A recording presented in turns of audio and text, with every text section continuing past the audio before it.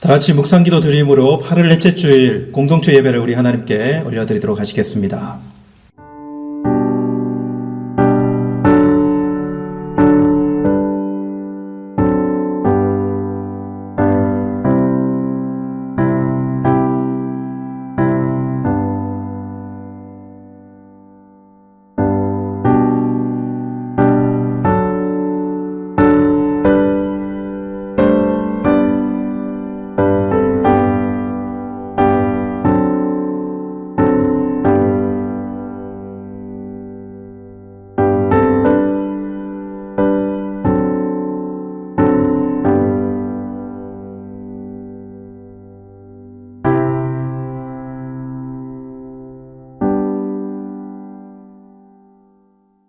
너희는 이 세대를 본받지 말고 오직 마음을 새롭게 함으로 변화를 받아 하나님의 선하시고 기뻐하시고 온전하신 뜻이 무엇인지 분별하도록 하라.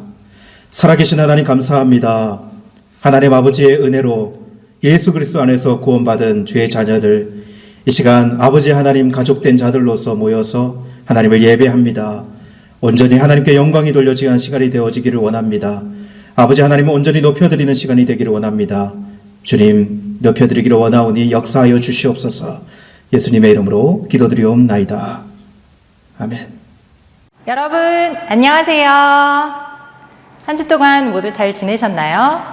오늘은 마음이 청결한 자에 대한 이야기를 들을 텐데요. 우리 모두 온 마음을 다해서 청결한 마음으로 하나님을 찬양하도록 하겠습니다.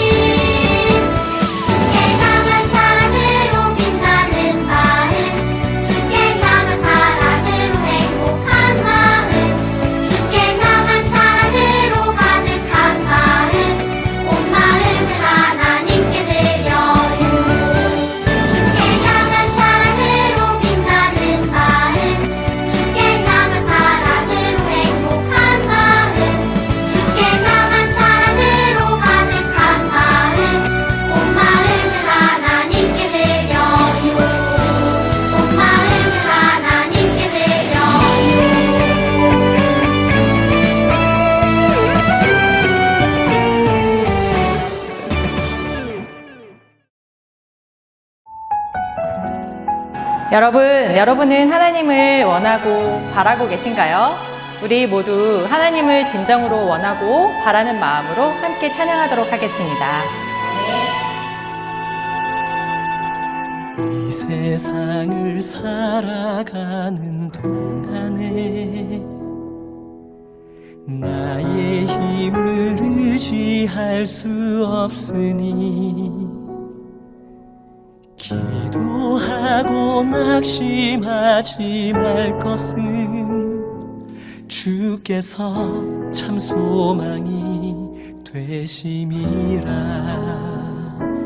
하나님의 꿈이 나의 비전이 되고 예수님의 성품이 나의 인격이 되고 성령님의 권능이 나의 능력이 되길 원하고 바라고 기도합니다.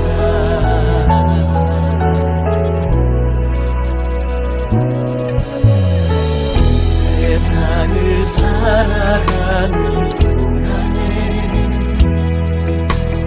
나의 힘을 의지할 수 없으니 기도하고 낙심하지 말 것을 주께서 참 소망이 되시리라. 주의 길을 걸어가는 동안에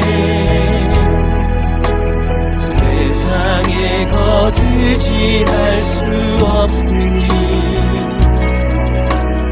감사하고 낙심하지 말 것을 주께서 참 기쁨이 되시니라. 하나님의 꿈이 나의 비전이 되고 예수님의 성품이 나의 인격이 되고 성령님의 권능이 나의 능력이 되길 원하고 바라고 기도합니다.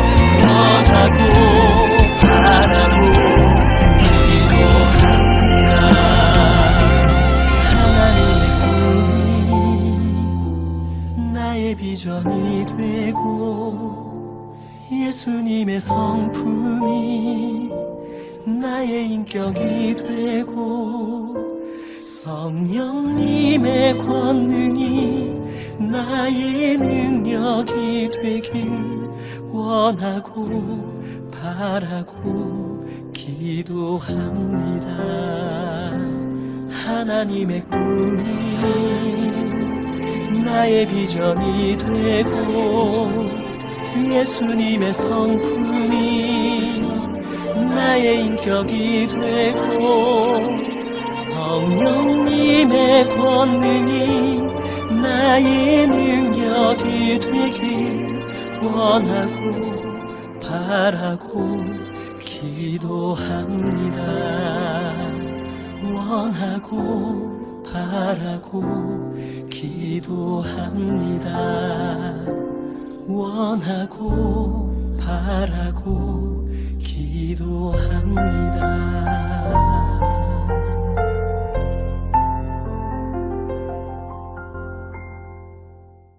다 같이 사도신경 신앙고백 같이 드리겠습니다. 나는 전능하신 아버지 하나님 천재 창조주를 믿습니다. 나는 그의 유일하신 아들 우리 주 예수 그리스도를 믿습니다. 그는 성령으로 잉태되어 동정녀 마리아에게서 나시고 본디오 빌라도에게 고난을 받아 십자가에 못 박혀 죽으시고 장사된 지 사흘 만에 죽은 자 가운데서 다시 살아나셨으며 하늘에 오르시어 전능하신 아버지 하나님 우편에 앉아 계시다가 거기로부터 살아있는 자와 죽은 자를 심판하러 오십니다. 나는 성령을 믿으며 거룩한 공교회와 성도의 교제와 죄를 용서받는 것과 몸의 부활과 영생을 믿습니다. 아멘. 이 시간 우리를 대표하여 김종호 장로님 기도 인도해 주시겠습니다. 오늘도 주의 백성을 위하여 하늘의 보고를 주시고 우리를 주님의 자녀 삼아주심에 감사드리며 모든 영광 주님께 올려드립니다. 지금은 코로나로 폭염으로 우리를 피곤하고 힘들게 하지만 저희들에게 새 힘과 건강을 주셔서 이 모든 것을 이길 수 있는 튼튼한 체력과 건강을 주신 은혜에 진심으로 감사와 찬양을 드립니다.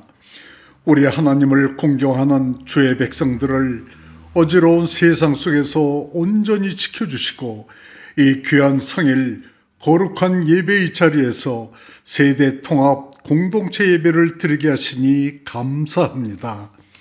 오늘도 이 예배를 통해서 우리의 영혼과 심령의 문을 열게 하옵소서. 하나님께서 우리의 잠든 영혼을 깨워 주시옵소서. 우리 마음속에 세상의 악한 마음, 고집과 미움, 시기와 질투, 세상의 교만과 분쟁, 악한 것들 이 시간 다 녹여 주옵소서. 오늘 우리 마음의 온유와 겸손과 주님의 사랑만을 간직한 우리 모두가 되게 하옵소서. 이 시간 조국 대한민국을 위해 기도합니다. 정치, 경제, 사회 모든 영역에 있어서 혼돈의 시대에 살고 있는 것 같습니다. 그러나 지난 격동의 세월 속에서도 우리 대한민국을 굳건히 지켜주시고 부흥케 하신 주님, 지금의 위정자들에게도 기도로 서게 하시고 우리 믿는 자들이 먼저 더욱더 기도로 바로 서게 하옵소서. 그리하여 이념을 초월하여 화합과 단결로 힘을 모아 강한 민족, 튼튼한 국력을 가진 우리 조국이 되게 하옵소서.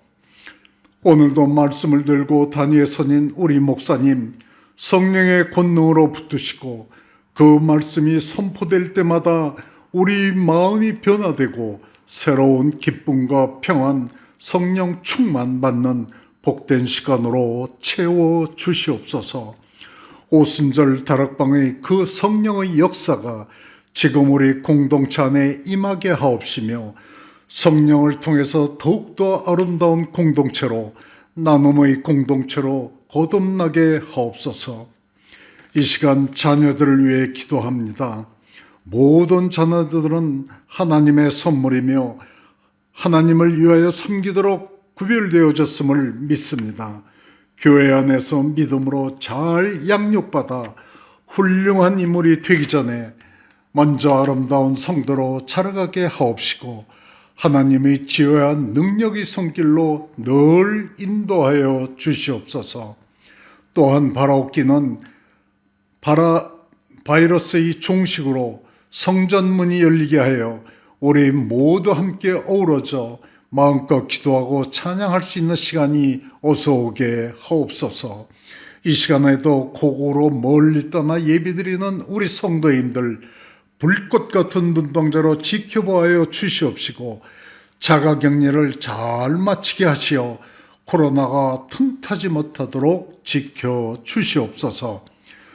보잘것없는 죄인들에게 크나큰 사랑을 베푸신 주님, 삶에서 맞닥뜨리는 고난과 어려움에 낙심하지 않게 하옵시며 저희들 향한 하나님의 완전한 사랑을 기억하고 세상이 줄 수 없는 참 평안과 승리를 맛보게 하옵소서. 이 모든 말씀을 우리 주 예수 그리스도의 이름으로 감사하며 기도하옵나이다. 아멘. 하나님의 말씀 마태복음 5장 8절 말씀입니다. 마음이 청결한 자는 복이 있나니 그들이 하나님을 볼 것이며. 마태복음 5장 8절 말씀. 아멘. 친구들 반가워요. 모두 건강하게 잘 지내고 있어요? 우리 친구들은 모두 행복한 사람들인가요? 우리는 하나님 나라의 행복한 사람들이 되기 위해 말씀을 배우고 있어요. 오늘은 그 6번째 시간이에요. 사모님에게는 3명의 아이들이 있어요. 9년 전에 이스라엘의 예루살렘이라는 마을에 살았어요. 예루살렘은 높은 곳에 마을이 있어서 하늘이 가깝게 보였죠. 아이들과 산책을 나가면 파란 하늘, 하얀 구름 사이로 햇살이 비칠 때가 있어요. 그러면 그 모습을 본 사모님의 둘째 아이가 하나님이 나오셨다! 라는 이야기를 자주 했어요. 멋있는 풍경을 보거나 예쁜 자연을 보면서 하나님의 이야기를 많이 했었지요. 순수한 어린이의 눈에는 깨끗한 마음을 가진 아이들의 눈에는 하나님이 잘 보이나 봐요. 오늘 말씀에서도 마음이 청결한 자는 하나님을 볼 것이다 라고 이야기하고 있어요. 마음이 청결하다는 것은 무엇일까요? 마음을 걸레로 빡빡 닦아야 할까요? 청소기로 밀면 될까요? 청결이라는 말은 더럽지 않다는 거예요. 마음속이 깨끗하다는 말이에요. 반대로 마음이 더럽다는 말은 무엇일까요? 성경에 골로새서 말씀에 보니까 더러운 마음은 이렇게 기록되어 있어요. 지나친 욕심, 나쁜 생각, 미움, 시기, 다툼, 다른 사람의 마음을 아프게 하는 말과 행동이라고 기록되어 있더라고요. 이런 것들이 마음에 가득하면 우리 마음이 깨끗하지 못한 거래요. 우리 마음이 깨끗하지 않다면 그 더러운 마음들이 하나님을 볼 수 없게 만들어요. 성경에 보면 다윗 왕이 나오죠? 다윗도 마음이 깨끗할 때, 하나님과 가까울 때 이런 고백을 했어요. 하나님, 우리 주님의 이름이 이 땅에 얼마나 멋지신지요. 어린이들과 젖 먹는 아기들도 주님을 찬양합니다. 하늘이 하나님의 영광을 선포하고 낮과 밤도 하나님의 살아계심을 알려주네요. 언어가 없고 말하는 소리도 없고 들리는 소리도 없지만 하나님의 소리가 온 땅에 통하고 하나님의 말씀이 세상 끝까지 전해집니다. 어디를 봐도 무엇을 해도 하나님이 살아계시는 것이 보이고 하나님의 영광이 보였어요. 그런데 다윗의 지나친 욕심 때문에 죄를 짓게 된 이후에는 하나님 앞에 나아가기도 두렵고 하나님을 바라볼 수도 없고 볼 수도 없고 보이지도 않게 되었어요. 그래서 다윗은 이렇게 기도했어요. 하나님, 나를 불쌍히 여겨주세요. 내 마음을 깨끗이 씻어주세요. 그러면 내가 내 마음이 눈보다 더 하얗게 될 것입니다. 하나님 도와주세요. 그렇게 다윗이 기도했어요. 하나님은 다윗의 기도를 들어주셨죠. 사모님도 21살 때 중국으로 예수님을 전하러 갔었어요. 그때 사모님 마음이 하나님으로 가득 차 있었어요. 그래서 어디를 가도 무엇을 해도 하나님이 살아계시고 누구를 봐도 하나님이 사랑하시는 사람처럼 느껴졌어요. 아직도 생생하게 기억되는 한 장면이 있어요. 작은 버스를 타고 심양이라는 곳에서 이동을 하고 있었는데 버스 창문 밖으로 한 아저씨가 자전거를 타고 가는 모습이 보였어요. 사모님은 그 사람을 알지 못하지만 하나님이 그 사람을 사랑하시는 것이 보였어요. 하나님이 저 사람도 사랑하시는구나. 하나님이 이 세상을 정말 사랑하시는구나. 그 마음이 강하게 느껴졌어요. 그래서 사모님이 그때 하나님, 저는 하나님을 전하는 사람이 될 거예요.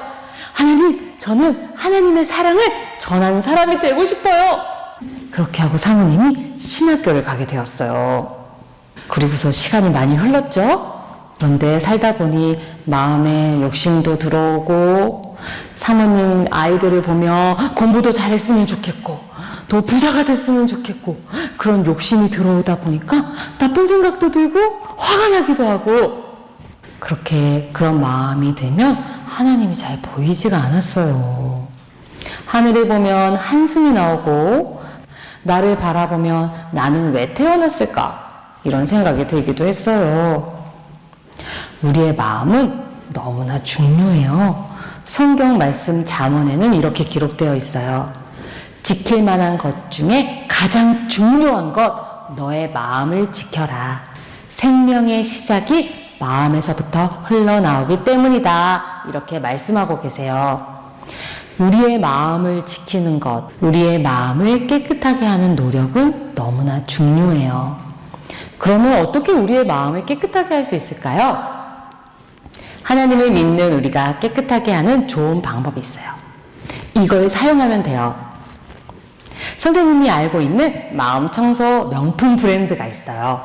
그것은 바로 말기찬이에요. 말씀, 기도, 찬양이에요.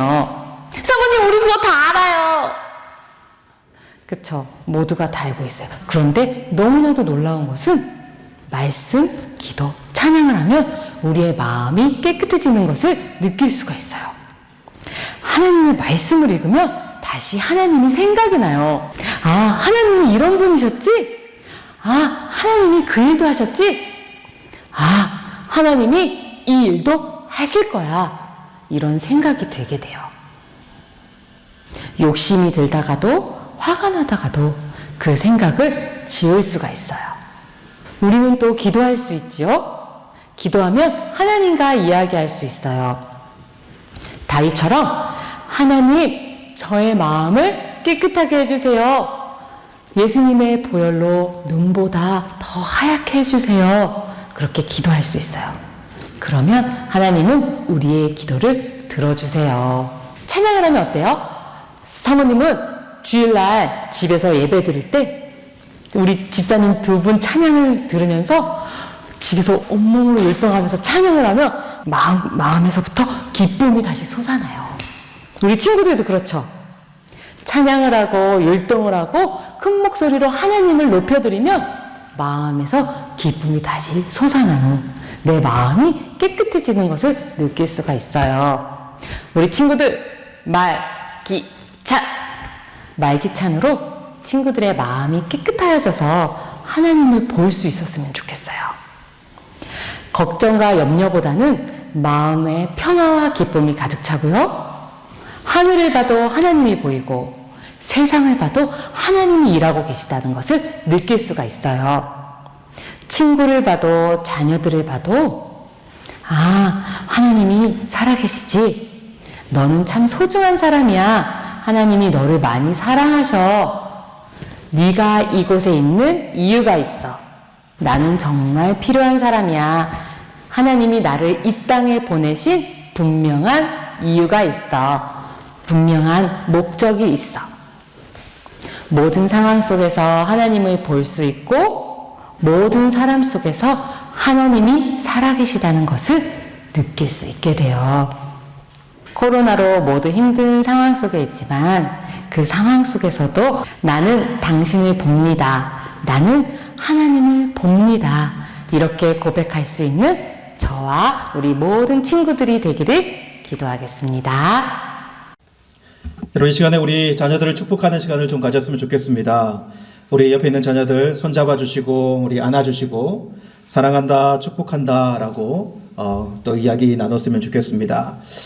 온라인 계약을 한 아이들도 있고요. 그리고 아직 계약을 하지 않은 아이들도 있지만 우리 아이들 정말 깨끗하고 순수한 마음을 가지고 자라는 아이들이 되었으면 좋겠습니다. 세상의 마음을 뺏기기가 얼마나 쉬운가, 이 세상의 것들에 얼마나 중독되기가 쉬운가. 핸드폰, 미디어, 게임, 그리고 유튜브 같은 잡다한 세상 정보들에 빠져들기 쉬운 시대입니다. 우리 아이들이 마음을 잘 지키고 그리고 깨끗한 마음으로 하나님을 볼 수 있는 아이들로 자랄 수 있도록 그렇게 우리 아이들을 위해 기도했으면 좋겠습니다. 그리고 축복하기를 원합니다. 하나님, 이 아이들이 하나님의 나라의 시민, 용사들이 되게 도와주십시오. 하나님, 미래의 하나님의 일꾼과 역군들이 되게 해달라고 우리 축복하는 마음으로 우리 아이들을 위하여 기도하며 나가도록 하시겠습니다. 같이 기도하시겠습니다. 하나님 아버지, 사랑하는 우리 아이들, 우리 자녀들을 위하여 기도하며 나아갑니다. 우리 아이들이 정말 하나님의 나라에 쓰임받는 귀한 아이들로 자랐으면 좋겠습니다. 세상에 때묻을 수 있는 세상이지만 때묻지 않고 세상을 분별하면서 하나님의 선하시고 기뻐하신 뜻을 쫓아 살아가는 우리 아이들이 되었으면 좋겠습니다. 하나님 아버지, 특별히 이 세상 중독될 여러 가지 요소들이 있고 하나님 아버지, 우리의 손해를 붙들 세상 것들이 너무나 많이 있지만 그러나 우리가 하나님의 자녀 되었음을 이 아이들이 기억하고 또한 확신하면서 믿음의 방향성을 잃지 말고 믿음의 방향성을 찾고 온전히 믿음 위에 걸어갈 수 있는, 그렇게 자라날 수 있는 우리 아이들이 되도록 역사하여 주시옵소서. 여호와는 내게 복을 주시고 너를 지키시기 원하며 여호와는 그의 얼굴을 내게로 비추사 은혜 베푸시기를 원하며 여호와는 그 얼굴을 내게로 향하여 두사 평강 주시기를 원하노라. 살아계신 하나님, 우리 아이들을 축복합니다. 이 세상 하나님 아버지, 정말로 마음 뺏기기 쉬운 하나님의 세상의 것들이 가득하지만 그러나 우리 아이들 믿음의 방향성을 잃지 아니하고 하나님 깨끗한 마음과 순결한 마음을 가지고 우리 하나님을 바라보며 자라나는 축복된 아이들이 되도록 역사하여 주시옵소서. 예수님의 이름으로 기도드리옵나이다. 아멘. 여러분 반갑습니다. 우리나라 민족을 우리는 한민족이라고 이야기를 합니다. 여러분, 우리나라 한민족 할 때 이 한자, 한자어로 어떤 단어인 줄 아십니까?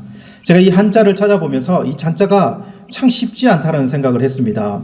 이 한자의 말, 이 한자라고 하는 말에는 지정학적인 의미도 좀 들어가 있고요. 그리고 뭐 크다, 중앙 이런 의미도 들어가 있더라고요.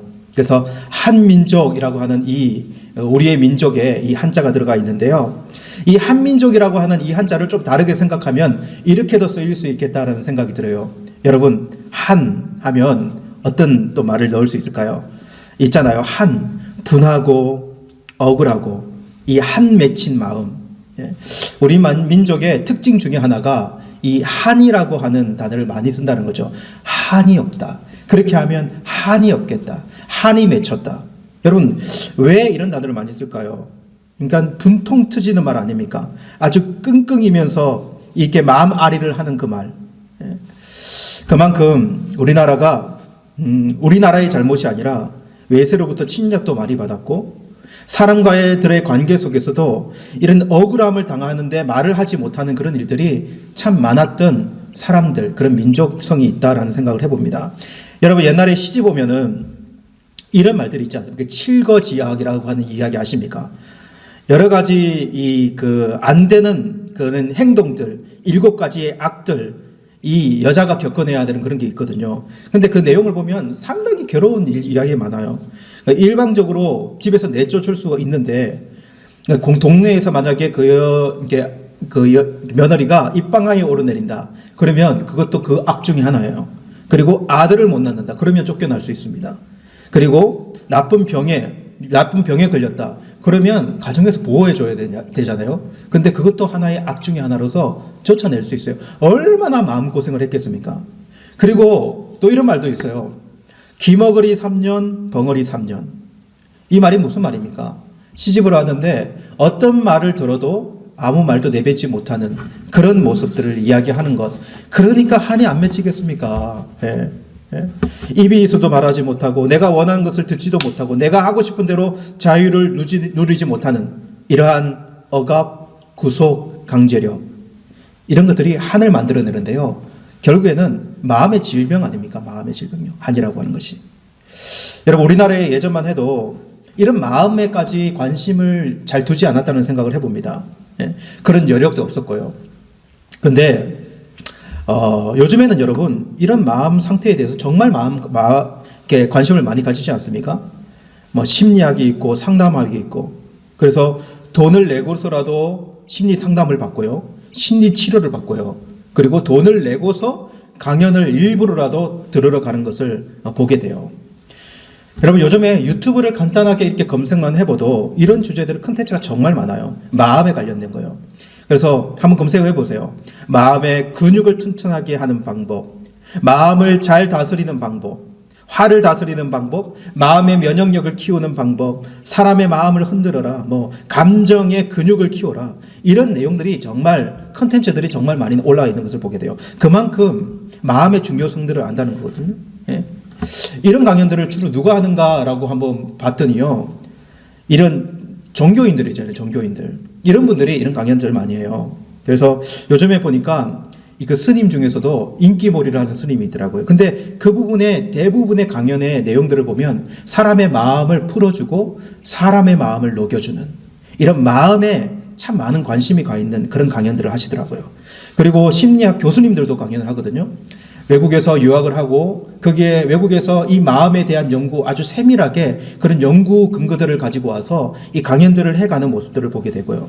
또 한 부류는 요가하는 사람들 있잖아요. 이 사람들은 몸의 자세라든지 명상을 합해가지고 이 마음을 비우게 하고 그리고 그 마음에 뭔가를 이렇게 새롭게 뭔가를 만들어내는 정리하게 하는 그런 일들을 하는 것을 보게 돼요. 여러분, 이렇게 마음이 중요하다라고 하는 것 모르는 사람 없습니다.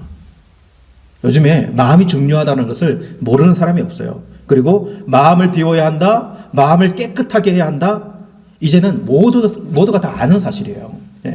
마음을 정결하게 한다, 마음을 깨끗하게 한다, 마음을 씻어야 한다. 누구나 다 알고 있는 내용이라는 거죠.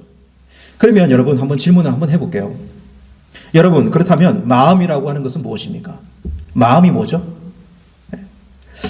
마음이 중요한 줄을 알고요. 그리고 우리 안에 마음이라고 하는 것이 있다는 건 알고 있는데 이 마음이 무엇인가 이것을 알고 있는가라고 하는 거예요. 여러분 옆 사람에게 한번 물어보세요. 너의 마음을 보여줘. 한번 해보세요. 너의 마음을 보여줘. 뭘 보여줘야 되죠? 마음을 보여달라는데 뭘 보여줘? 인간은 이렇게 이야기하면요. 내가 내 마음을 이게 논리적으로 설명을 해야 되는지 아니면 뽀뽀를 해줘야 되는지 아니면은 선물을 사와가지고 이게 줘야 되는지 여러 가지 있어요. 마음이라는 것이 있는데 보여줄 수는 있는데 어떻게 기껏 선물 사와가지고 선물 딱 줬는데 야 마음이 빠졌잖아. 이렇게 이야기하면 얼마나 황당하겠어요. 이렇게 다양하게 마음을 쓰고는 있어요. 마음이 뭐냐라고 하는 거죠. 예? 어떤 정신일까요?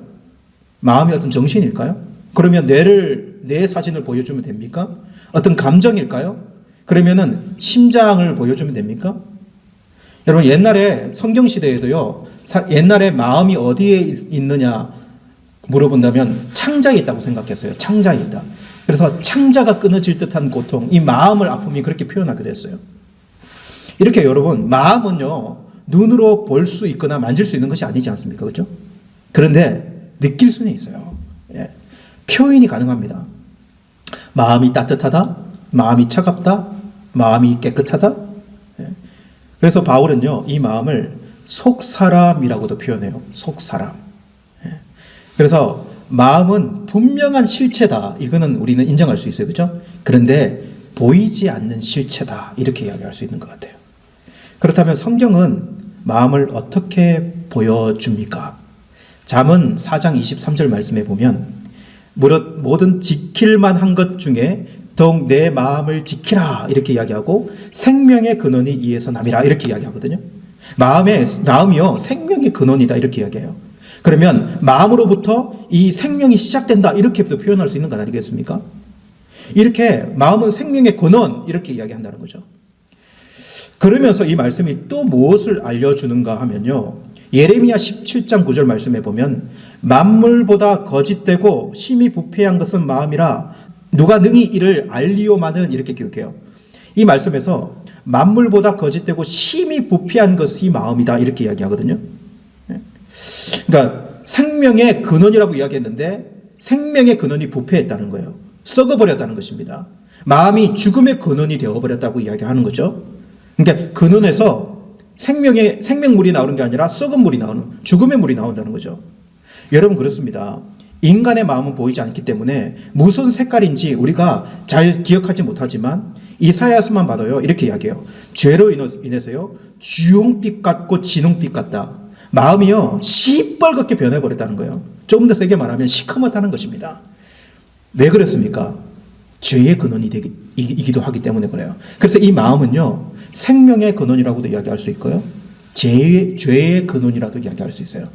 에베소서 4장 18절 말씀에 보면 이 죄의 근원이 된 결과물이 어떻게 나타나냐면 그들의 총명이 어두워지고 그들 가운데 있는 무지함과 그들의 마음이 굳어질로 말미암아 하나님의 생명에서 떠나 있더라. 그의 마음이 굳어짐으로 말미암아 하나님의 생명에서 떠나 있도다 이렇게 이야기하거든요. 근데 죄인된 인간은요 하나님의 생명에서 떠나 있는 그런 마음 상태가 되어버린 거죠. 여러분 이렇게 우리는 두 가지 마음밖에 없다는 것을 알아야 됩니다. 신자의 마음의 중심에 예수님을 모신 마음이 있고요.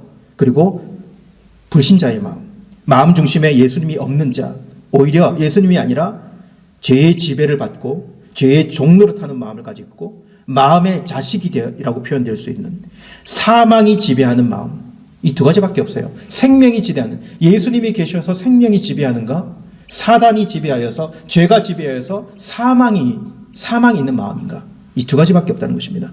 아주 간단해요. 여러분 이것이 기억나십니까?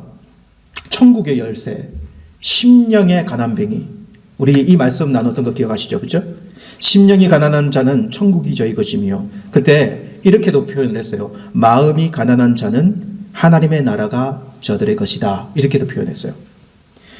천국의 열쇠는요. 예수님입니다. 예. 그래서 예수님을 이 심령에 모신 자 이 심령이라고 하는 단어를 푸뉴마라고 썼거든요. 영어로 번역하면 스프릿이에요. 푸뉴마 이것도 마음이라고 표현될 수 있어요. 예?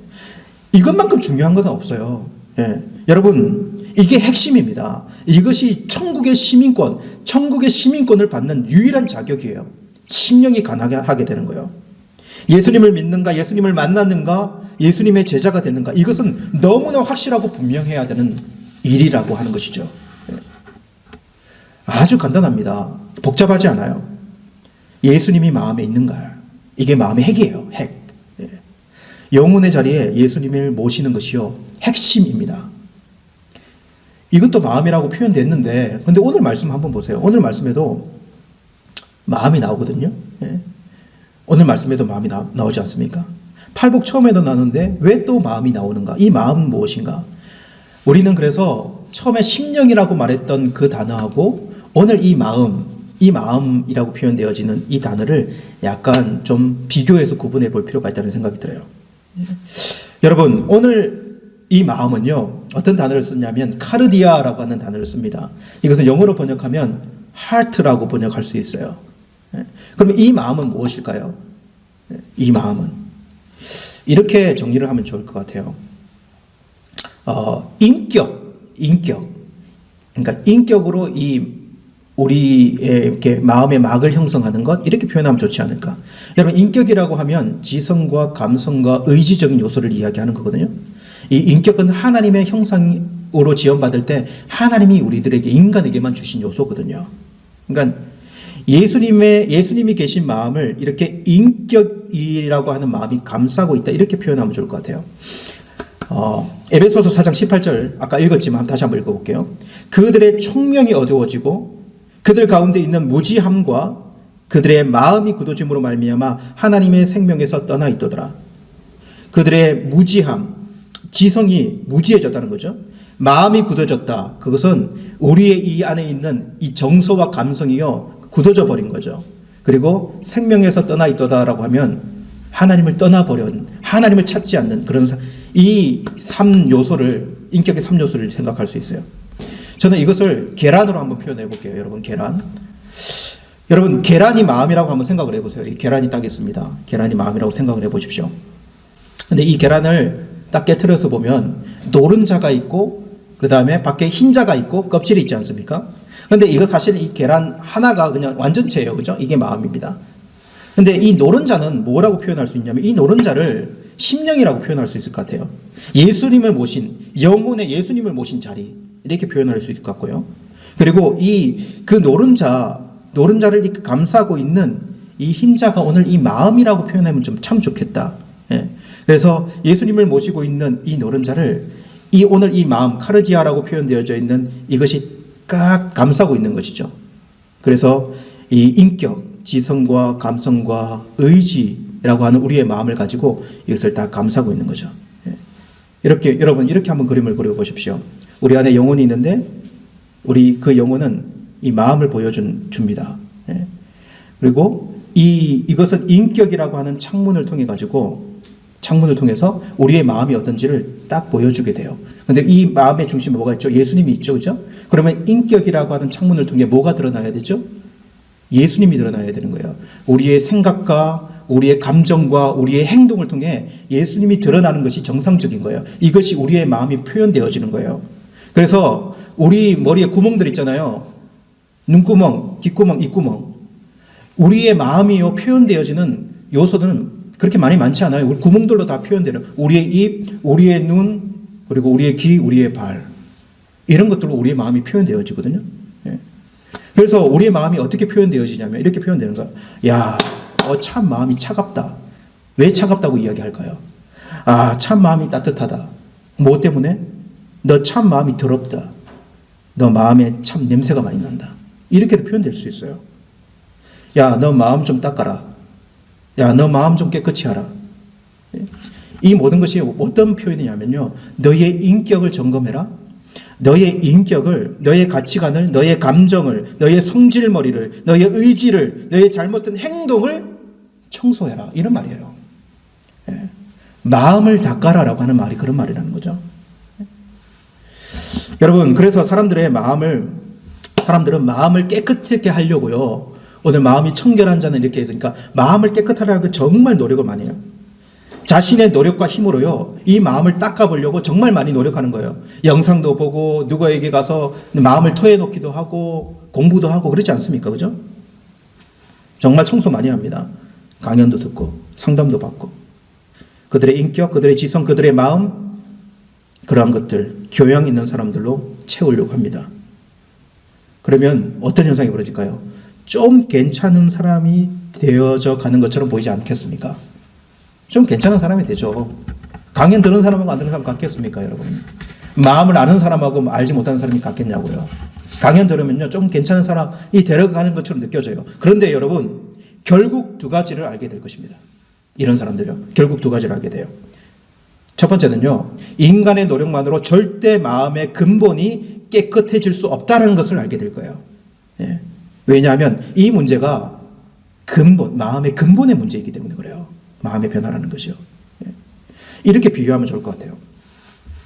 벌써 5년이 지났는데요. 저희가 타슈켄트 처음 왔을 때 한 달 정도 어떤 집사님 집에 머물렀어요. 근데 그 집사님 집에는 마당에 수영장이 있었거든요. 예. 근데 수영장 물을 보는데 수영장 물이 정말 더러운 거예요. 엄청나게 더러워요. 그래서 집사님이 수영장 물이 이렇게 들어오는데 수영할 수 있습니까? 이렇게 이야기했더니 어제 받은 물인데 이렇게 이야기하더라고요. 어제 받은 물인데도 색깔이 금방 변했어요. 여러분, 근데 신기한 건 뭔지 아십니까? 그 들어온 수영장 물에다가요, 수영장 알약이 있어요. 알약. 이게 염소제 있어요. 그거 몇 개만 이렇게 던져 넣으면요, 금방 물이 아주 그냥 파란 물로 변하는 거 아십니까? 예, 투명한 물이 변해요. 그래서 여러분, 수영장 가면 수영장 관리자들이 뭔가 계속 던지고 있다면 그 물을 깨끗하게 보이게 하기 위해서 이렇게 소독하는 거라 생각하시면 돼요. 정말 그렇게 되더라고요. 그러면 그 물이 정말로 깨끗해진 물일까요? 예? 여러분, 우리의 마음이라는 것이 근본이 변하지 않으면요, 그러니까 저 위에서 깨끗한 계곡물에서 흘러와서 계속 우리의 마음을 채우는 어떤 요소가 없다면 우리 안에 있는 계속 이물들을 염소제 넣고 깨끗하게 하고 뭐 좀 넣어서 깨끗하게 한계가 있다는, 그것은 근본적으로 깨끗해질 수 없다는 것입니다. 무슨 말인가 하면요, 여러분, 아마 죽을 때까지 강연 들어야 될걸요? 죽을 때까지 강연 들어야 돼요. 아니면 죽어서도 심리 치료를 받아야 될지도 몰라요. 끝이 없는 거예요. 예. 여러분, 저는 저만 봐도 그것을 너무나 잘 느껴요. 너무나 잘 느낀다. 저도 나름대로 이제 목사가 되려고 얼마나 노력을 많이 했겠습니까? 하고 있고요. 예. 머리에 말씀도 집어넣고, 그리고 마음도 여러분 많이 정말 단련시켜 왔던 것 같아요. 사역을 하면서 마음은 정말 많이 단련했던 것 같아요. 마음을 뒤집어 놓는 사람 정말 많았거든요. 마음의 생채기를 내고 정말 교만한 사람들이 와서 이렇게 깔보기도 하고요. 예. 그러면서 이제는 여러분, 어떤 사람들을 만나면요, 그 사람들을 그냥 마음을 다치지 않고 그냥 웃으면서 대우해줄 수 있습니다. 예. 넘어갈 수도 있어요. 예. 뭐 어떤 집사님들이 와가지고, 목사님 설교가 왜 저래? 왜 이렇게 길어? 왜 재미없어? 이렇게 이야기를 하면 전도사 때는 그게 상처가 돼가지고 집에 가면 씩씩거렸는데 지금은 그냥 넘어갈 수 있어요. 예. 지금은 웃으면 넘어갈 수도 있어요. 그 정도의 마음을 이제 다스릴 수 있게 됐다는 거죠. 예. 그만큼 좋아졌고 단련됐는데 관리가 될 수 있습니다. 근데 여러분, 집에 왔는데 제 아내가 어느 정도가 아니라 좀 심하게 이야기해서 내 자존심을 딱 건드리는 말을 한다. 특히 내가 하는 일과 관련해서. 그러면 장담 못 하겠어요. 같은 이제 동료 목사끼리 아주 비아냥거리면서 어떤 말을 하게 된다면 저도 장담 못 할 것 같아요. 예. 제가 제 마음이 어떻게 될지. 예. 그때 아마 알게 될 것입니다. 내가 완전히 깨끗해진 것이 아니라 내 안에 더러운 것이 발견되지 않았을 뿐이구나라고 하는 것을 말이죠. 예. 그러니까 이게 마음의 정결이라는 것이요, 내 힘으로 안 된다라고 하는 걸 발견될 거예요. 제 힘으로 깨끗게 한다라고 하는 것에 대한 한계 분명히 발견될 것이라는 거죠. 인간은 여러분, 그럴 능력이 없는 것이죠. 여러분, 저도요, 제가 기도하지 않는다면, 내가 예수님을 생각하지 않는다면, 예수님으로부터 생명이 흘러와서 내 마음을 새롭게 해주지 않는다면 금방 내 마음이 엉망이 되고 더러워질 뿐이라는 것이죠. 그렇게 될 것입니다. 그리고 또 한 가지는 마음을 깨끗이 해도 여러분 하나님을 볼 수 없다는 것을 알게 될 것입니다. 이것을 알게 될 것이에요. 여러분 예수님이 없는 자들은요 하나님을 볼 수 없습니다. 오늘 8절 말씀 마음이 전결한 자는 복이 있나니 그들이 하나님을 볼 것이며 이렇게 이야기하거든요. 근데 예수님이 없는 자들은요 마음이 전결하게 해도 청소를 해도요 하나님을 볼 수 없을 거예요. 그러면 그들은 마음을 깨끗이 하면 뭘 볼 수 있을까요? 아마 자기 실체? 이거 정도는 볼 수 있을 것 같아요. 근데 우리 하나님을 볼 수 없을 것입니다. 그러나 예수님을 마음에 모신 사람은 어떻게 될까요? 이 사람은요 하나님을 보게 되는 것입니다. 우리의 마음의 창을 깨끗이 닦으면요 우리 안에 누가 계신지를 보게 될 것이에요.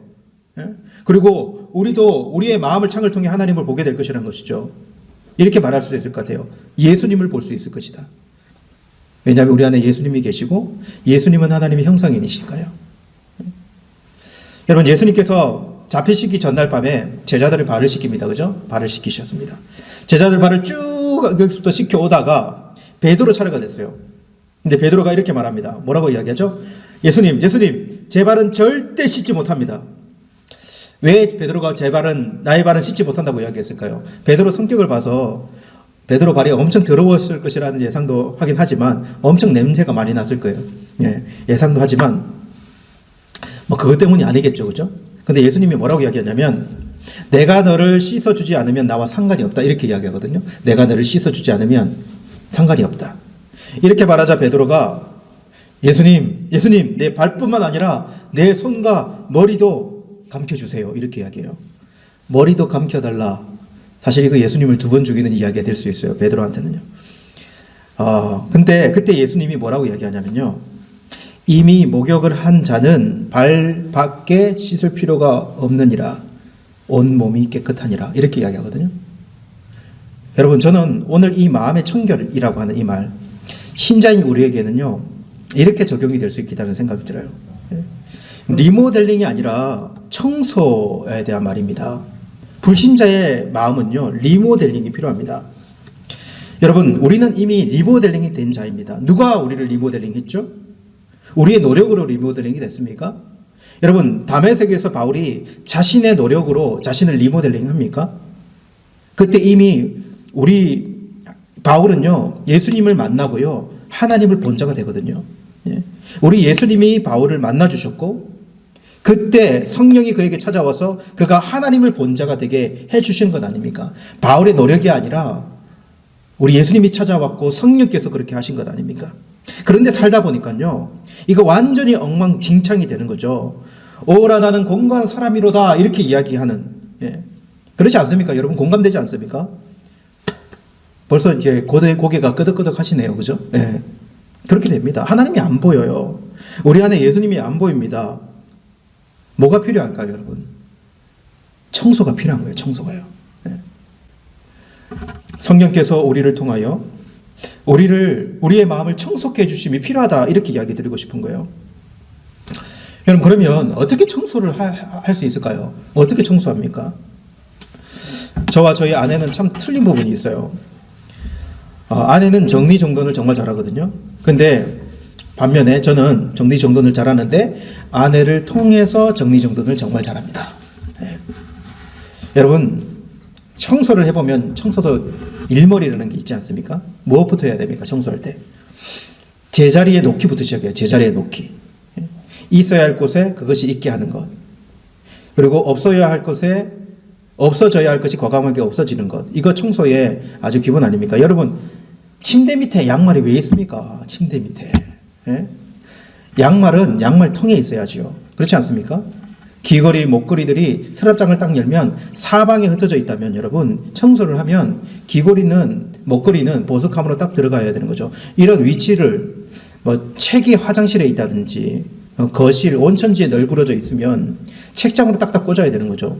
우리 아이들 레고 한번 놀고 나면 정말 힘듭니다. 가다가 여러분 레고 한번 밟아 보셨습니까? 이렇게 레고 그 조그만 거 밟히면 발이 찢어지는 것 같아요. 그러니까는 청소할 때는요 레고 장난감은 그 장난감 자리에 제자리에 놓는 것부터 시작하고 그 다음에 먼지 틀고 닦아야 되는 거 아닙니까? 이거 정말 중요합니다. 여러분, 마음의 청결은요, 마음의 청소는 우리 안에 있어야 할 자리에 뭔가를 제자리에 두는 것부터 시작이 되는 거예요. 예. 무엇부터일까요? 저는 이렇게 이야기하고 싶어요. 하나님 자리부터. 하나님을 하나님 자리에 두는 것. 이것부터 시작해야 된다. 이런 생각이 듭니다. 여러분, 더럽혀진 마음은요, 두 마음을 품는 자, 성경은 이렇게 이야기해요. 예. 그러니까 하나님을 하나님의 자리에 두지 않고요, 한 마음이 들어와서 하나님의 자리를 살짝 밀어내는 거. 그러니까 하나님을 섬기는 사람이 점점 마음에 갈라져서요, 두 주인을 섬기게 되는 거예요. 성경은 하나님과 재물을 겸하여 섬길 수 없다 이렇게 이야기하거든요. 이게 벌써 마음이 더럽혀진 상태예요. 사람들은 이 말을 딱 들으면 대부분 이렇게 이야기합니다. 아, 당신은 만몬을 섬기는군요. 돈을 버리세요. 물질은 아무것도 아닙니다. 물질을 하나님의 자리에서 내려놓으세요. 이렇게 이야기합니다. 여러분, 맞는 말이에요. 그러나 여러분, 한번 생각해 보세요. 돈, 이런 거요. 이런 거, 돈. 사실 이것은 탐심은 우상숭배니라 이렇게 이야기하거든요. 돈이나 뭐 다른 것들, 이런 것들은요, 탐심의 재료일 뿐이에요. 재료일 뿐. 예. 그러니까 탐심이 정말 중요하잖아요. 근데 이렇게 한번 해보세요. 그럼 탐심의 주인은 누굽니까? 탐심의 주인은 결국은 자기 자신이에요. 그렇게 이 하나님의 자리에 가장 우리가 제일 먼저 올려놓는, 마음이 흐트러지는 제일 근본적인 이유는요, 이기적인 자기 사랑이라고 이야기할 수 있어요. 이기적인 자기 사랑. 결론은요, 하나님을 섬길 것인가 자기를 섬길 것이냐, 이 두 문제라는 거예요. 이것이 어지럽혀지면요, 우리의 마음은 완전히 흩어지게 되어 있는 거죠. 여러분, 우리가 대놓고 하나님 말고 저는 나를 섬깁니다, 이렇게 말할 강 큰 사람은 없어요. 그렇게 말할 사람은 없다는 거죠. 그러나 보이지 않게 사람들이 어떻게 변해가냐면 나를 위해서 하나님을 섬겨가는 구도로 바꿔간다는 거예요. 이게 더럽혀지는 마음이에요. 예. 물질, 권력, 성, 자녀, 이러한 것들은요, 자기 사랑의 재료들로 삼는 거예요. 예. 그 안에는 탐욕이라는 것이 있고요. 자기도 모르게 이렇게 마음이 더럽혀집니다. 그 인간의 인격 있잖아요. 지성, 감성, 의지, 이런 것들이요, 이것을 근반해서 연합해가지고 계속 다 더럽혀지고 가고 있는 거죠. 정리가 되어져야 된다는 거예요. 정리가 되어져야 된다. 예.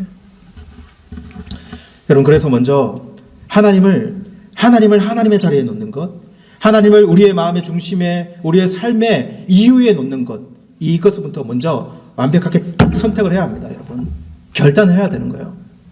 여기서부터 양보될 수 없는 문제라는 거죠. 그 다음 문제는 이제 하나님을 그렇게 우리가 인정해드리고, 그 다음 문제는 이제 우리의 마음을 하나님이 다스리는 집이라고 한번 생각을 해보세요. 예.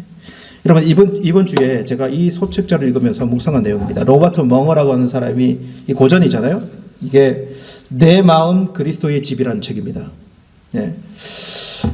이 책 내용 중에 이런 것이 있어요. 믿는 자의 몸은 살아계신 하나님의 성전이 되었고, 인간의 마음은 예수 그리스도의 거처가 되었습니다. 그분은 아주 기꺼이 찾아오셨고 내 작은 마음을 거처로 삼으신 것을 기뻐하셨습니다. 내 작은 마음을 거처로 삼으셨다, 이렇게 이야기하면서 예수님이 찾아오셨으니까 예수님과 함께 이제 내 마음의 집을 이제 들어가 보는 거거든요. 한번 생각을 해보세요. 여러 가지, 마음의 집이라면 여러 가지 방들이 있어요. 예. 예수님과 한 방씩 들어가 보는 거예요. 제일 먼저 어디를 들어가 볼 수 있는가? 이 책에서는 제일 먼저 들어가는 그 방이 어떤 방이냐면 서재입니다. 서재. 여러분, 서재는 무엇을 이야기할까요? 우리의 인격 중에 지성적인 부분, 생각. 서재에 들어갔더니요, 책들이 책상 위에 막 어지럽혀져 있고, 책상을 딱 봤더니, 책꽂이를 딱 봤더니요, 아, 예수님 눈 좀 감으세요 라고 이야기할, 있어서는 안 되는 책 제목들이 그 책에 막 꽂혀 있는 거예요. 부끄러운 책들이 꽂혀 있는 것입니다. 여러분, 우리의 생각이 이렇게 어지럽혀질 수 있다는 것입니다. 여러분, 어지러운 생각들, 요즘에 한번 보세요. 잡다한 유튜브 지식들이 우리를 더욱 어지럽게 만드는 것 같다는 생각 지울 수가 없어요. 예, 저는요. 여러분, 자신의 계정으로 된 유튜브 채널을 한번 딱 열면요, 어떤 내용들이 쫙 떠 있습니까? 처음에 여러분, 우리 유튜버들이 아마 많은 부분 하나님의 말씀이라든지 찬양이 그 위에 탁탁탁 올라와져 있는데 어느 날 열어보니까 온통 정치 막 좌판이 우판이 아니면 뭐 드라마 자기 좋아하는 것들로 딱 세팅이 얼마나 우리 구미에 잘 맞게 세팅을 해주는지 딱 되어 있을 수 있어요. 예. 여러분 그런 것들을 보는 것이 잘못된 것이라고 지적하는 것이 아니라 여러분들이 생각과 여러분의 마음이 무엇으로 어지럽혀질 수 있는지를 한번 돌아보자라고 이야기하는 것입니다. 예. 정리가 필요하지 않습니까? 우리의 생각의 정리요. 예. 우리의 생각을 하나님께 두는 하나님의 말씀을 묵상함을 통하여서 그 안에 여러 정리된 우리의 생각들이 가지런하게 놓여져야 되는 것 아닌가라는 거죠. 예. 여러분 분명히 우리는 시사나 뉴스나 신문을 보아야 합니다. 그런데 여러분 그리스도인들은 성경과 함께 들어야 돼요. 성경과 함께. 하나님의 말씀을 펼치고 신문을 펼치고 하나님의 말씀을 펼치고 그리고 세상의 많은 정보들을 취할 수 있어야 돼요. 그래야 균형 있는 그래야 어지럽히지 않는 그런 우리의 생각을 가질 수 있게 되는 거죠. 두 번째로는 여러분 어디를 들어가냐면 거실을 들어갈 수 있어요. 여러분 예수님과 함께 거실로 딱 들어갔는데 거실은 어떤 곳이냐면 아주 친근하고 안락한 곳이에요. 거실에서 주님과 대화를 이렇게 하는데 너무 좋은 거예요. 예. 마음에 평강이 찾아오고 예수님과의 친밀감이 찾아오고 그래서 주님과 약속을 합니다. 매일 아침 여기서 만나서 우리가 이렇게 만남을 가지고 이야기하고 대화하자. 이렇게 하루를 시작하자고 그렇게 약속을 했어요. 근데 그 다음날 들어가고 그 다음날 들어가고 그 다음날 너무 바빠가지고 하루 빼먹고 그 다음날 또 하루 빼먹고 매일 아침마다 바쁜 일들이 생기니까 매번 빼먹어요. 예. 거실을 들어가야 되는데 거실을 들어가지 않고 막 지나쳐버립니다. 하루는 다시 거실을 딱 지나치려고 하는데 저기 벽난로가 딱 켜져 있고 저 벽난로에 누가 딱 앉아 있는 거예요. 누가 앉아 있을까요? 그 벽난로 앞에 소파에 우리 예수님의 앉아 계신 뒷모습이 보이는 것이에요. 거실을 지나쳤는데 우리 예수님은 항상 그 자리에서 아침에 와서 나와 대화해 주기를 기다리고 계셨다는 거죠. 예. 여러분 마음의 정결에는요 우리 주님과 만나는 자리 우리 주님과 대화하는 자리 우리 주님께 우리의 마음을 내어놓는 자리 주님의 마음이 우리 안에 들어온 자리가 없다면 우리의 마음이 우리의 생각 우리의 이 감정이요 어떻게 정결케 될 수 있겠냐는 거죠. 마음이 정리되는 공간이 필요하다. 우리는 그 자리로 나아가야 합니다. 그리고 그 자리에서 주님과 대화해야 합니다. 기도해야 하는 것이에요. 그 다음엔 여러분 우리의 마음의 집에 어떤 방을 들어갈 수 있냐면 작업장을 들어갈 수 있어요. 작업장을요. 작업장에 들어가니까 공구들이 정말 많이 어지럽혀져 있어요. 작업장에서 만드는 물건들도 보이고요. 근데 작업장에서 계속 만들고 있는 물건을 예수님이 딱 들어보시더니 실망을 합니다.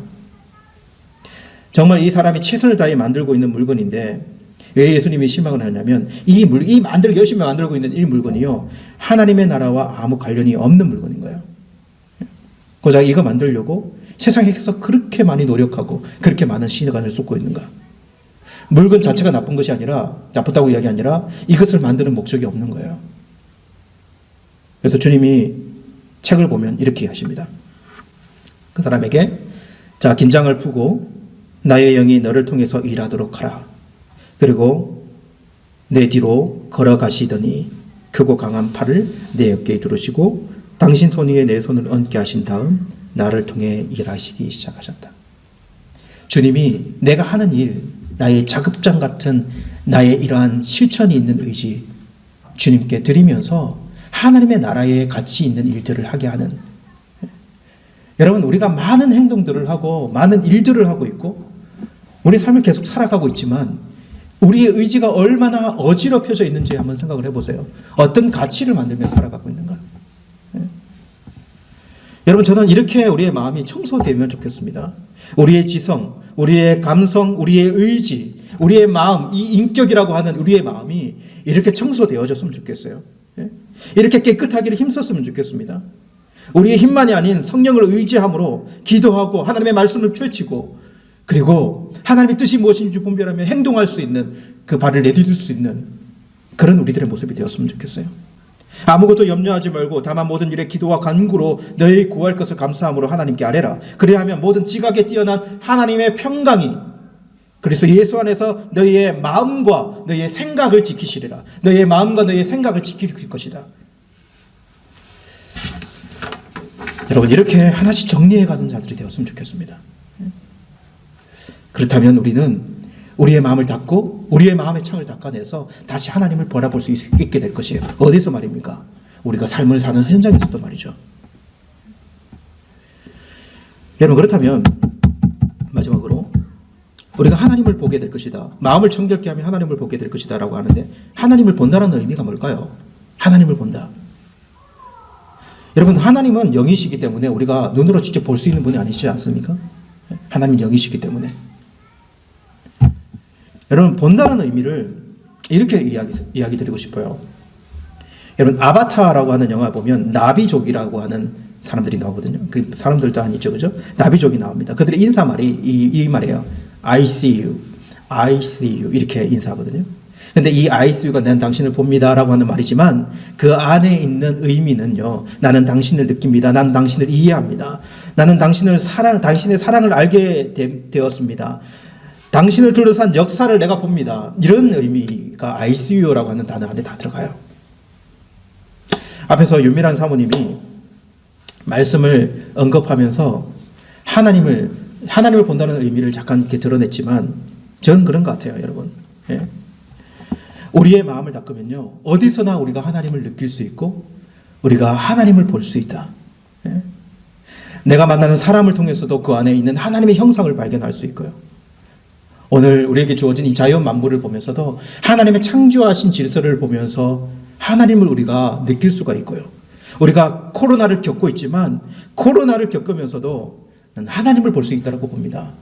하나님의 뜻이 무엇인지 느낄 수 있다. 여러분, 비록 거울로 보는 것처럼 희미해요, 이 세상이요. 그러나 거울로 보는 것처럼 희미하더라도 우리의 마음을 닦으면요, 하나님을 볼 수 있는 세상입니다. 이것이 현재적인 의미에서의 하나님을 본다는 의미 아니겠습니까? 그리고 그때에는 얼굴과 얼굴을 보는 것처럼 우리 하나님을 보게 될 거예요. 우리가 하나님 앞에 섰을 때는요, 완전히 우리의 마음으로 하나님을 보는 그날이 오게 될 것입니다. 여러분, 이것이 마음이 청결한 자가 우리 하나님을 본다라고 하는 의미가 아니겠습니까? 여러분, 오늘 이 말씀을 저와 여러분들이 마음에 좀 새기고 우리 마음을 좀 다지면서 좀 실천력 있게 그리스도인답게 우리 마음을 좀 닦아냈으면 좋겠어요. 우리 마음을 깨끗이 하자. 그리고 하나님을 바라보자. 이제 우리 이렇게 한번 좀 기도하며 나갔으면 좋겠습니다. 주님, 우리의 이 더러워진 마음을 새롭게 하고 싶습니다. 내 마음에 예수님이 계시는 것을 내가 알고 있지만 내가 이렇게 살아감을 통해서 얼마나 많이 더럽혀져서 우리 예수님을 보지 못하고 하나님을 보지 못하고 살아갑니까? 하나님, 내 눈으로 하나님을 바라보며 이 세상 속에 하나님을 느끼며 살아갈 수 있는 그런 모습이 되도록 하나님, 내 눈을 씻어주십시오. 내 마음을 씻어주십시오. 내 마음의 눈을 열어주십시오. 내 마음의 눈을 뜨게 해주십시오. 그렇게 하나님을 바라보면서 이 땅을 살아갈 수 있는 자가 되게 해 주옵소서. 우리 간절한 마음으로 우리 한번 다 같이 기도하며 나가도록 하시겠습니다. 기도하시겠습니다. 하나님 아버지, 오늘 이 시간에 이 말씀 붙들며 나아갑니다. 마음이 청결한 자가 하나님을 볼 것이다. 하나님 아버지, 이 말씀을 저희가 현실 속에서 실제로 누리며 살아갈 수 있는 우리들이 되도록 주님 붙잡아 주시고 함께하여 주옵소서. 하나님, 예수 그리스도를 우리의 마음에 모실 때 우리는 이미 하나님을 바라본 자 되었지만 세상 살아가면서 얼마나 많이 더럽혀졌습니까? 우리의 마음의 중심에 하나님을 두기보다 아버지 하나님, 우리를 위하여서 하나님을 두는 하나님 그런 구조로 바뀌어가고, 하나님 아버지, 우리 인격에 하나님 많은 것들을 우리의 눈과 우리의 귀와 하나님 우리의 입을 통하여서 얼마나 아버지 하나님을 드러내지 못하고 하나님 그렇게 살아가는 우리의 모습들이었습니까? 하나님 아버지, 우리의 마음이 정결케 되고 우리의 인격이 새로워져서 하나님을 나타내고 하나님을 바라볼 수 있는 삶을 살 수 있도록 하나님 우리 물을 붙잡아 주시고 함께하여 주시옵소서. 하나님, 어쩔 수 없다 이야기하기보다 우리가 나아가서 하나님 우리를 정리해야 될 자리를 찾고 하나님 아버지, 우리의 생각과 하나님 우리의 마음을 하나님 아버지 말씀과 기도의 자리 속에서 다시 한번 정리하고 하나님 아버지, 우리가 살아가는 우리의 행동들을 다시 한번 뒤집어 보면서 하나님, 우리가 그리스도인으로서 이 땅을 어떻게 살아가는지 다시 한번 돌아보며 주님 앞에 닦아낼 수 있는 그리스도인들이 되도록 붙잡아 주십시오. 그리고 노래하게 하여 주시옵소서. 이제 내가 하나님을 찬양하게 도와주십시오. 이 땅 가운데서 하나님을 느끼게 하여 주시옵소서. 이 땅 가운데서 하나님을 바라보는 하나님의 자녀로 설 수 있는 우리의 심령들이 되도록 도와주옵소서. 하나님 아버지, 우리의 마음이 그리스도의 집입니다. 우리는 이미 우리의 심령에 그리스도를 모신 자 되었습니다. 그러나 하나님, 이 세상 살면서 우리의 마음, 우리의 인격이 얼마나 더럽혀졌습니까? 하나님을 바라보지 못하고 그리스도를 나타내지 못하는 삶. 하나님, 우리의 마음이 새롭게 되어지기를 원합니다. 우리의 마음이 청소되기를 원합니다. 우리의 눈이 뜨여지고 하나님, 우리의 마음이 하나님 넓어지고 그리고 우리의 손과 발이 주님께 드려지는 삶을 살기를 원합니다. 그렇게 주님 앞에 나아가서 부르짖기를 원하고 또한 결단하여 변화되기를 원하는 모든 심령을 붙잡아 주시고 주님 함께하여 주시옵소서. 예수님의 이름으로 기도드리옵나이다.